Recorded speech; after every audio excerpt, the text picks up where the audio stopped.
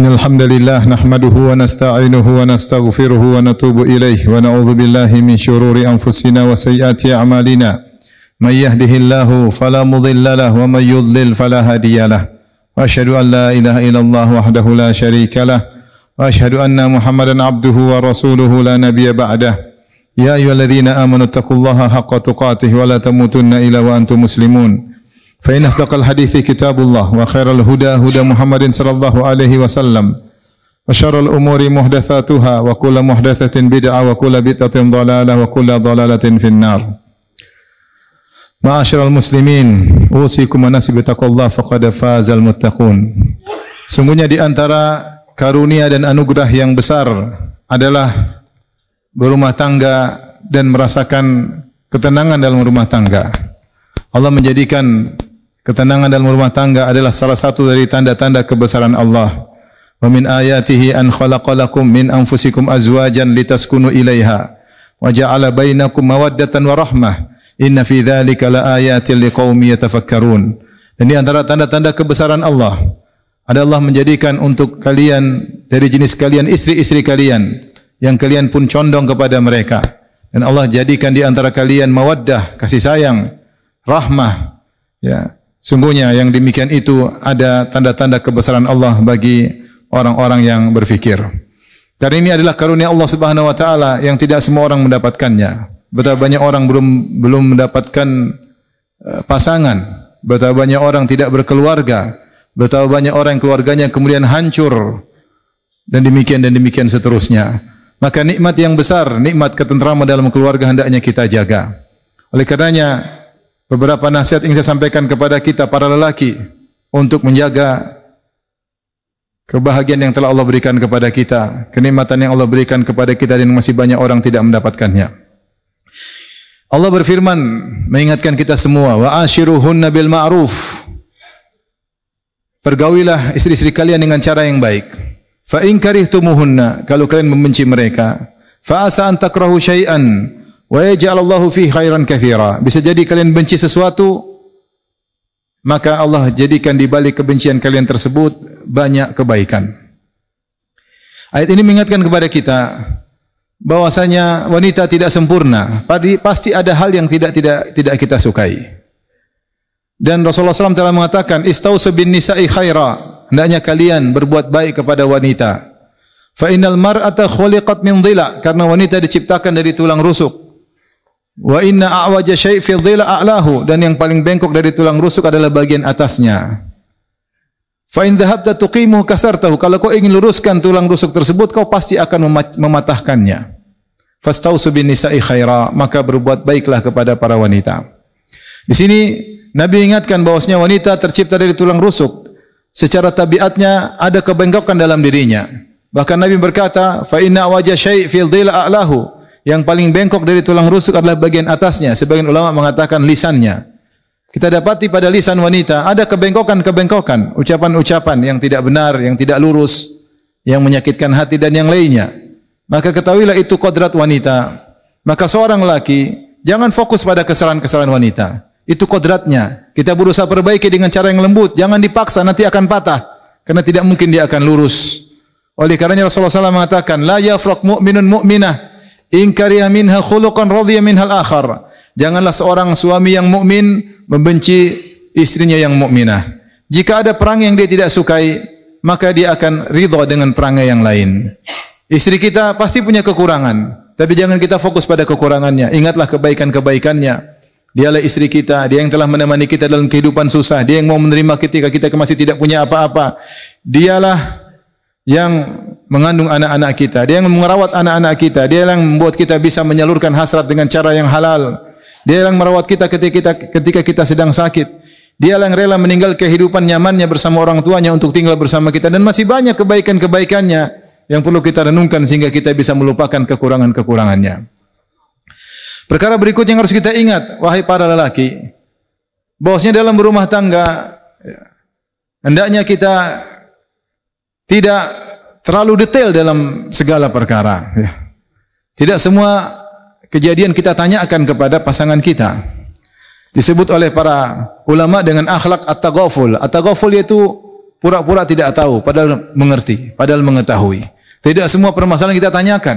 Kalau seorang wanita kita tanyakan secara detail, uang dibelanjakan kemana, dia akan pegel untuk menjawab pertanyaan-pertanyaan kita. Kau dari mana, terus kemana, dari mana, kemana, ngapain aja. Segala pertanyaan terlalu detail membuat seorang lelah ditanya terus, dan ini tidak baik. Ada hal-hal yang perlu kita tanyakan dan banyak yang tidak perlu kita tanyakan. Perkara berikutnya, jika terjadi permasalahan dan rumah tangga pasti ada permasalahan. Jangankan rumah tangga kita, bahkan rumah tangga Nabi SAW yang merupakan rumah tangga percontohan pun tidak kosong dari namanya problematika rumah tangga. Kalau kita baca hadis-hadis Nabi SAW, terjadi problematika. Terkadang Nabi mengambil sikap yang tegas, terkadang seringnya Nabi mengalah. Maka kita tahu bahwasanya rumah tangga yang misali, yang teladan bukan berarti tanpa ada permasalahan. Rumah tangga pasti ada permasalahan, tapi bagaimana sikap kita menghadapi permasalahan tersebut. Jika ada permasalahan, maka jangan sampai masalah tersebut keluar dari rumah. Karena kalau sudah keluar dari rumah, maka akan ada intervensi dari pihak luar, baik dari pihak keluarga lelaki maupun dari pihak keluarga wanita. Jika sudah ada intervensi dari luar, maka biasanya semakin runyam, semakin hancur rumah tangga tersebut. Kecuali kalau sudah parah. Kalau sudah parah baru boleh ada intervensi. Seperti firman Allah Subhanahu wa taala, "Wa in khiftum shiqaqa bainihima fab'atha hakaman min ahlihi wa hakaman min ahliha. Yurida islaha yuwaffiqillahu bainahuma." Kalau kalian khawatir keretakan di antara kedua pasangan, maka kirimkanlah wakil dari pihak lelaki maupun wakil dari pihak wanita. Ini kalau sudah parah. Kalau tidak parah jangan sampai keluar rumah. Lihatlah dalam satu hadis dari Sahal bin Sa'ad As-Sa'idi, beliau berkata, "Kana li aliyin ismun ahabbu ilaihi." Ya. Ada suatu nama yang paling dicintai oleh Ali bin Abi Thalib, yaitu Abu Turab. Wa kana yafrahu idza du'iya bihi. Ali bin Abi Thalib paling suka kalau dipanggil dengan nama tersebut. Nama tersebut itu Abu Turab. Abu Turab. Kenapa Ali bin Abi Thalib senang dipanggil dengan Abu Turab? Ada kisahnya. Suatu hari Rasulullah SAW datang ke rumah Fatimah di siang hari, menengok anaknya, menengok putrinya. Tiba-tiba Ali bin Abi Thalib sedang tidak di rumah. Maka Rasulullah SAW bertanya, "Aina ibnu ammik?" Di mana saudaramu? Yaitu di mana suamimu, Ali bin Abi Thalib. Maka kata Fatimah radhiyallahu taala anha, "Kana baini wa bainahu syai' fa aghdabani fa kharaja mughdaban wa lam yaqil indi." Tadi ada satu masalah antara saya dengan suamiku. Maka dia pun pergi dalam kondisi marah. Dia bikin saya marah, kemudian dia pergi dan dia tidak tidur siang bersamaku. Apa yang dilakukan oleh Nabi SAW? Nabi tidak tanya masalah apa. Kenapa bisa demikian? Tidak. Maka Nabi bertanya kepada sahabat yang lain, "Aina Ali? Undur aina huwa?" Mana Ali? Coba cari di mana dia. Maka dicari-cari, ternyata Ali sedang tidur di Masjid Nabawi. Maka Rasulullah SAW pun datang kepada Ali bin Abi Thalib. Ya, fasaqata rida'u an syaqqihi. Ternyata selendangnya jatuh, dia sedang tidur sehingga pundaknya atau badannya penuh dengan tanah.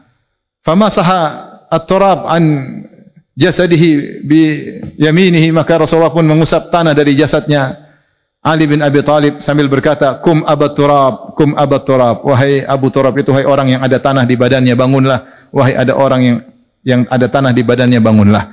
Maka Ali pun bangun dan selesai permasalahan. Lihatlah, Ali tidak membela putrinya Fatimah. Rasulullah SAW tidak membela putrinya Fatimah. Dan Rasulullah SAW juga tidak bertanya kepada Ali, ada permasalahan apa. Rasulullah SAW tidak intervensi sama sekali. Ternyata dibiarkan saja, akhirnya masalah pun selesai. Maka permasalahan rumah tangga jangan sering kita sampai keluar dari rumah kita, karena biasanya perkara semakin runyam. Yang berikutnya, para suami yang dirahmati oleh Allah Subhanahu wa taala. Sungguhnya rumah tangga yang berhasil tidak selalu dibangun di atas cinta yang mendalam sebagaimana yang digambarkan oleh para penyair atau para penyanyi atau para penulis telenovela yang digambarkan dalam sinetron-sinetron. Rumah tangga tidak harus demikian. Yang rumah tangga seperti ini dibangun di atas cinta yang sejati, cinta yang luar biasa, tidak banyak. Oleh karenanya di zaman Umar bin Khattab radhiyallahu ta'ala anhu, ada seorang laki bertanya kepada istrinya, "Atughdzibunini, apa kau benci kepadaku?" Kata sang istri, "Enggak." Maka dia berkata, "Aku meminta engkau jujur dengan nama Allah. Apakah kau benci kepadaku?" Dalam riwayat, "Apakah kau mencintaiku?" Kata dia, saya mencintaimu. Hendaknya aku minta engkau untuk jujur dengan nama Allah. Apakah kau mencintaiku? Akhirnya sang wanita berkata, aku tidak mencintaimu. Aku tidak mencintai. Maka lelaki ini pun dengan sedihnya datang kepada Umar bin Khattab radhiyallahu taala anhu melaporkan bahwa istrinya tidak mencintainya. Mungkin dia ingin menceraikan istrinya. Maka Umar mengatakan, ya, menasihati lelaki tersebut. Umar berkata, fa inna aqallal buyut alladhi yubna 'alal hub. Fa inna an-nasa yata'asharuna bil Islam wal ihsan. Wahai ketahuilah sang lelaki, hanya sedikit rumah tangga yang dibangun di atas cinta yang seperti kau bayangkan. Kebanyakan manusia berumah tangga bukan karena cinta saja, tapi karena Islam, karena berbuat baik, karena ngurus anak-anak, karena ingin menjalankan kehidupan rumah tangga, karena ingin berbuat baik kepada sang wanita, ingin berbuat baik kepada kerabat. Tidak harus karena cinta sejati sebagaimana digambarkan oleh ya para ya penyair-penyair atau para penyanyi-penyanyi lagu. Oleh karenanya bisa jadi seorang mendapati istrinya tidak begitu mencintainya, hendaknya dia bersabar. Hendaknya dia bersabar. Yang penting rumah tangga berjalan, alhamdulillah. Dia bisa mengayomi anak-anaknya, dia bisa mengayomi keluarganya, dia bisa berbuat baik kepada kerabat istrinya, kerabat dirinya sendiri. Sehingga rumah tangga tetap berjalan. Karena tidak semua rumah tangga harus berjalan di atas cinta sebagaimana yang digambarkan. Aqulu qawli hadza astaghfirullah li wa lakum wa lisal muslimin kulli dhanbin khati'ah fastaghfiruhu innahu huwal ghafurur rahim.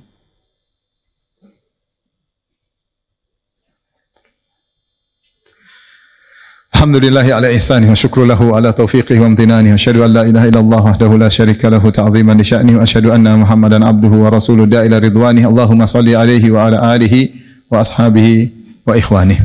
Ma'asyiral muslimin, para suami yang dirahmati oleh Allah Subhanahu wa taala, meskipun dalam hidup rumah tangga hendaknya kita sering mengalah demi kebaikan, mencari keridhaan Allah Subhanahu wa taala, dan Rasulullah SAW telah bersabda, khairukum khairukum li ahlihi, sebaik-baik kalian yang terbaik bagi istrinya.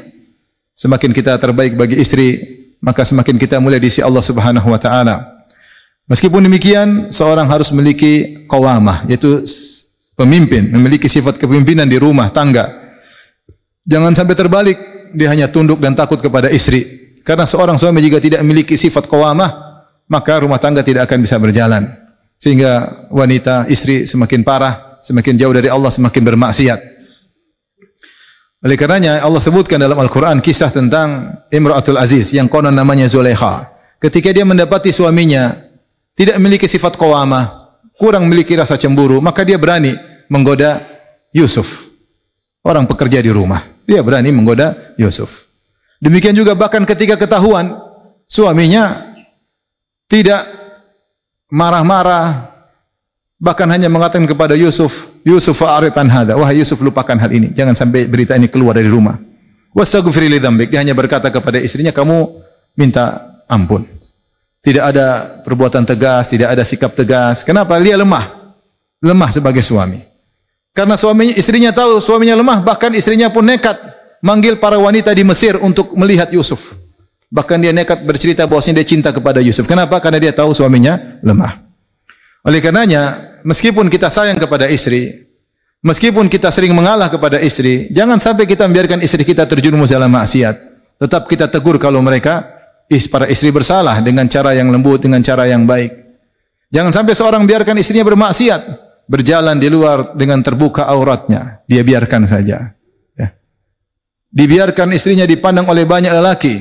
Bahkan di antara lelaki bejat, tidak punya rasa cemburu, bangga jika istrinya dipandang oleh para lelaki yang lain. Tidak punya qawamah, tidak punya kepemimpinan. Atau dia biarkan istrinya kemudian nonton film-film yang tidak benar yang ada di medsos dan yang lainnya. Dia harus tegur dengan cara yang lembut agar istrinya tidak semakin parah. Kapan istri merasa suaminya tidak punya kepemimpinan, maka dia semakin parah dan semakin rusak akhlaknya. Semoga Allah Subhanahu wa taala membimbing kita semua menjadi keluarga yang sakinah, mawaddah dan rahmah. Inna Allaha malaikatahu yusalluna 'alan nabi ya ayyuhalladzina amanu sallu 'alaihi wa sallimu taslima.